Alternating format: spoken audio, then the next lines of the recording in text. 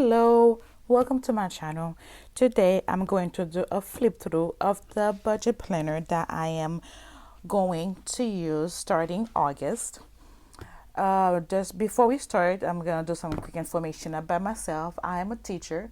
I've been teaching for about 3 years. I am single, no children. I do have a little puppy. He's one. His name is Milo. I do have debt. I have student loan debt. I have credit card and a car loan. So I'm gonna be working and paying those credit card off. The cover of my planner is by the Happy Planner. It's a 8 by 5 by 11. It is the front, and we have the back of it. The inside of the planner, it's by the Budget Mom. I purchased the printable version of her budget by paycheck workbook. If I'm not mistaken, that's how she calls it. About when it was released, if I was in like October, November. I do know she does have a new version of it that is coming out this year in October 15. She's gonna have a regular workbook. She's also have some smaller book that she's calling the booklet if you're interested to purchase. But for me, I am gonna start with this first before I transfer out to any other book. And I still have time to decide if I want to purchase it, but it's going to be all the way in October. I have a few months. So let's get started. We have the first page that have her the name of the book is Budget by Paycheck Workbook by BBP, which is by the Budget Mom. She's also on YouTube if you want to follow her. That is where you're able to put your information in case you lose your book. For me, it's gonna stay home, so I'm pretty much not gonna fill that out. And after that, we have, let me bring it closer to you guys so you can really see. We're going to have our financial plan. So here we have our short-term goal, which is within a year. The next goal is within 5 years, and the long-term goal we have is for 10 to 15 years. When we turn the planner around, it's where you're able to put your membership. We have our due date, description, annual cost, and monthly cost. When we flip to the next page, we are going to have our yearly saving goals. She give us a total. She give us the option to write about 8 saving goals right here. We have the description, the yearly goal, the monthly amount, and the due date. My planner also, like I said, I printed myself. So I started mine in August. I printed all the way to December, until December of 2021. Wait, yes. So in August, we have a quote from her. When you work on your finances daily, it becomes an irresistible habit.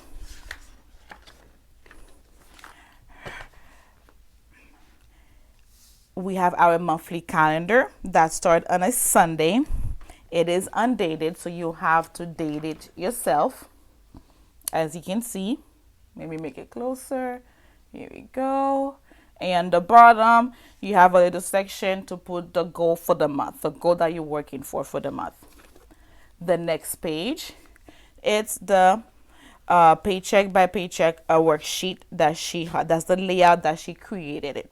So we have a section for income, bills, your cash envelopes, your sinking fund, extra debt, and extra saving. I printed a total of 4, if I'm not mistaken, 4 or 5. After you have your budget by paycheck worksheet, you have a section where you're able to track your expenses. I am really bad at tracking my expenses. I am very bad at it, so I'm hoping to get better. But that will help me to stay on track with my budget. So I have a section to track my expenses. You have 1, 2, I only put two for August, but I actually don't have that much expenses. And the next page is the debt planning page, the payment page. So you have where you can put all of the debts, the balance, your interest, the minimum payment, and the order. I'm not sure if I want to fill that out every month, but I feel it's going to be kind of repetitive. I haven't decided yet, but I do like that section on the bottom that have the extra debt payment, so I can know last month debt progress and overall debt progress. That's the next page that it comes with. Is the monthly net worth tracker. So to check your assets and your liabilities to see which one is growing, which one is decreasing. After that, we have where did my money go? Very important. It's pretty much a monthly overview of your budget. At the end of the month, you fill that out to see which category you spend the most. You have the monthly budget, your monthly that you actually spend, the differences, and what percentage of that come out of your income, which is really, really great. At the bottom of the page, let me zoom you in. She does give you the formula for you to be able to find the percent of income, which is really good. And the next one is also where do my money go? Where you have your debt categories and your saving categories. What I'm looking for, I want the debt to decrease and my saving to increase at the end. And the last page that I printed for August is the month spending comparison. So I have July, August, and the change. For me, for the month of August, I'm not gonna have any budget categories to compare August to because I did not do any July budget. So I only have going to fill out my August.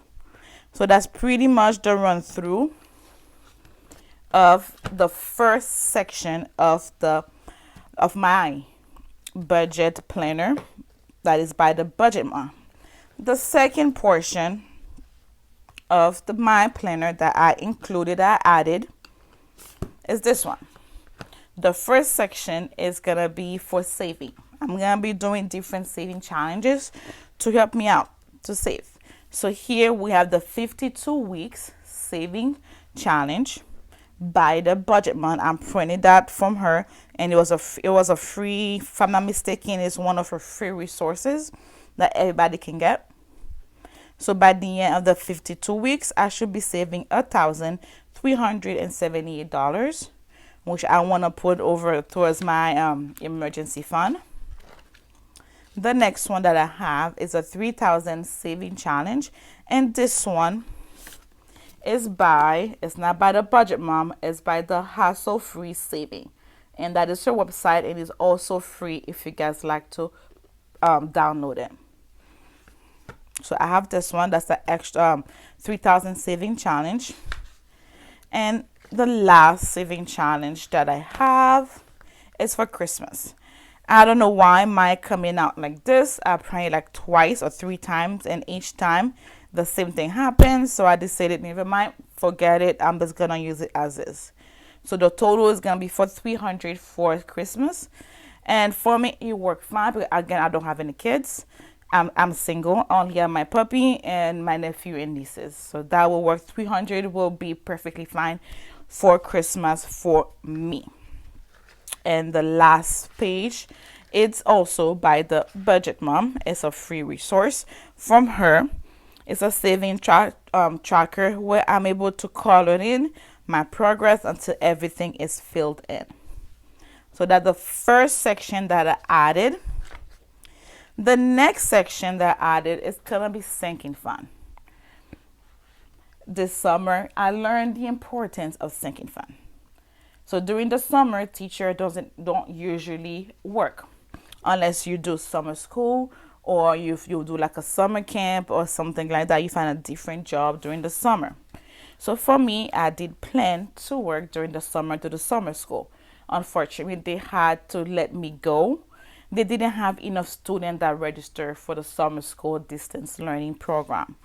So because of that, all of the saving that I did during the school year, I had to end up spending it to be able to pay my bill for the month of June, for the month of July, and some of them gonna go for, and the remaining of it gonna go for the month of August. So I learned during the summer the importance of sinking funds. So I'm definitely gonna focus on sinking fund this year. So the first section, I have two different sinking funds that I'm gonna be doing.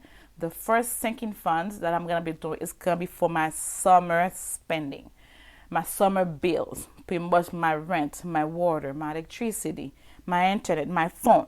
So that's gonna be the first sinking fund. So here I'm gonna pretty much name all of my sinking funds that I have, the description, the yearly goal, the monthly amount, and the due date.